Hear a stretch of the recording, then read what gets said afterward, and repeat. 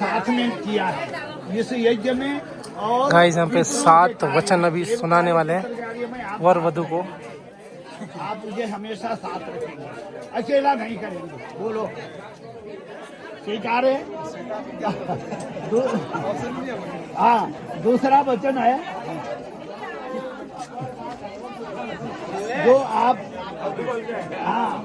आप देवताओं के लिए कोई कार्य करेंगे, पितरों के लिए कोई कार्य करेंगे तो मुझे साथ रखेंगे।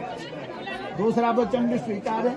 तीसरा वचन है कि कुटुंब आज से आपकी एक जिम्मेदारी बढ़ गई।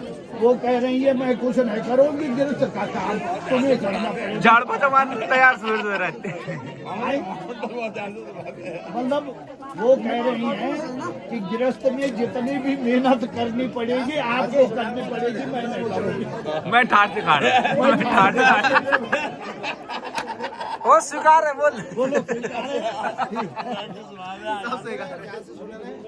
अच्छा, फिर दूसरा चौथा वचन। 3 तो आपने स्वीकार, क्योंकि कुटुंब की रक्षा अर्थात परिवार की रक्षा और पालन परवरिश करना आपकी जिम्मेदारी है। लेकिन साथ में मैं भी रहूंगी, मुझे छोड़ करके नहीं कोई कार्य करेंगे, है ना। तो 3 वचन हो गए। चौथा है, ये बहुत इम्पोर्टेंट है जीवन में, गृहस्थ आश्रम में। आप कितना कमाते हैं और कितना खर्च करते हैं मुझे बताना पड़ेगा। और जितना आप जो है कमा करके लाएंगे मेरे पास देंगे और फिर मेरे से पूछ करके खर्चा करोगे। कारण क्या है कि वो घर की लक्ष्मी है और बाहर की लक्ष्मी के पास आते तो डबल लक्ष्मी हो जाएगी और फिर कमी नहीं रहेगी किसी चीज की। इसलिए वो कह रहे हैं हमेशा जितना खर्च करोगे, जितना कमाओगे, उसके लिए मैं जो है मुझे साथ रखेंगे, आप मेरे को बताएंगे और मेरे पास देंगे और फिर खर्च करेंगे। उससे क्या होगी? बचत होगी। बचत होगी ना। 5वां वचन है तो कहीं भी आप कोई भी धार्मिक कार्य करेंगे तो मुझे साथ रखना। क्या कहा? कोई भी धार्मिक कार्य करेंगे, कहीं मंदिर बनाना है, कहीं बावड़ी बनाना है, कहीं कुआं खुदवाना है, कहीं तालाब बनवाना है, कहीं दान देना है, आज से आप मेरे साथ में मुझे साथ लेकर के करेंगे। ठीक है? 5वां वचन है ना। और 6ठा वचन है कि नशेब। और एक चीज है देशांत। 6ठा वचन देशांतरेवा पुरांतरेवा। अपने शहर में, दूसरे शहर में, अपनी जिला में, दूसरे जिले में, अपने देश में अथवा परदेश जा करके जो भी जब भी जाओगे तो बता के जाना और बता के घर आना। नहीं देखो, बता के क्यों कहा कि बता के जाओगे। अगर तुम बिना बताए चले गए तो तुम्हारी गुमशुदा की रिपोर्ट दिखानी पड़ेगी थाने में।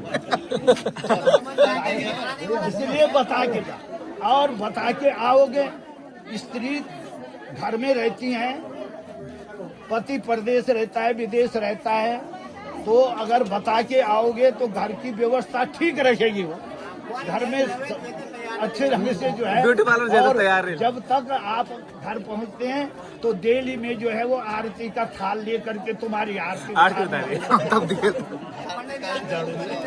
नहीं तो अगर बता के नहीं आओगे तो बेलन लेकर के खड़े है ना।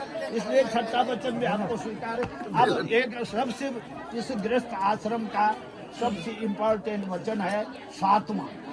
न सेवनीया पर काम नित्वया न राग दृष्टा च विलोकनीया वामांग माया में तदात्मधेयम जगाद कन्या वचनम च संपन्न। है ना। आज से आप एक चीज के लिए परतंत्र हो गए। आज से अकेले में आप किसी पर स्त्री को जो है हंसी मजाक नहीं करेंगे, ठिठोली नहीं करेंगे, सेटिंगबाजी निकाल और ईमानदारी से रहोगे।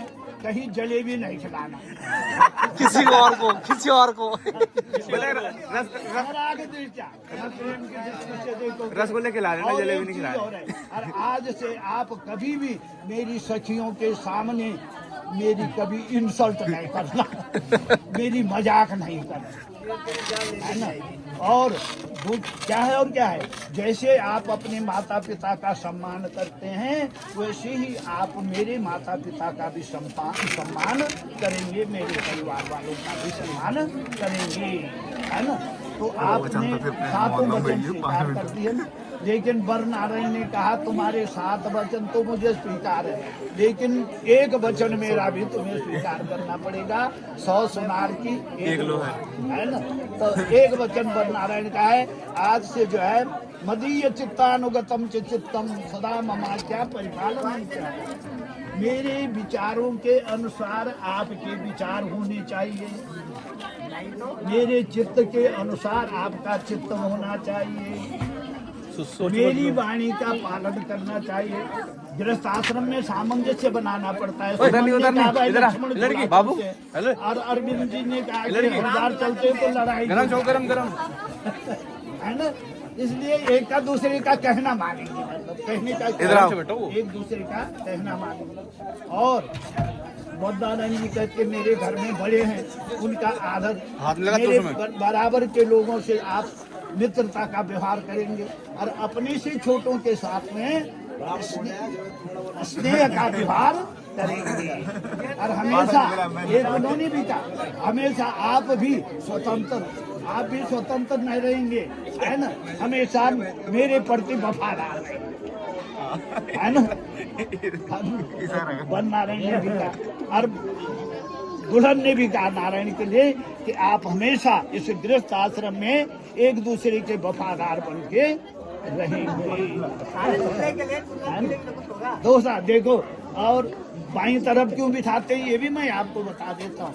बाईं तरफ क्या होता है, वैज्ञानिक तथ्य है कि हृदय होता है, और हृदय के समीप में जो वस्तु रहेगी उसकी हमेशा सुरक्षा रहेगी, इसलिए पत्नी को बाईं तरफ। और संसार में सबसे प्रिय वस्तु क्या है, पत्नी। सारा कुटुंब परिवार शत्रु हो जाता है, भाई बंधु शत्रु हो जाता है। 2 साल से छूट गए। हाँ एक ही जगह है ना, इसलिए बाईं तरफ पति बना। अब पति और पत्नी का अर्थ भी बता देते हैं। पति का अर्थ होता है जो पत्नी की रक्षा कर सके, उसको पति कहना का हक है उसका। और जो पत्नी किसको कहती है, जो पति की सेवा कर सके, उसको क्या कहते हैं, पत्नी, है ना। हाँ याद रखना, कहीं जो है हमारे अरविंद जी तुम्हारे चाय ला रहे होंगे तुम सुबह 7 बजे बैठे। इसलिए ये विवाह कार्य एक दूसरे की कथा कर दो, उनको बोलो।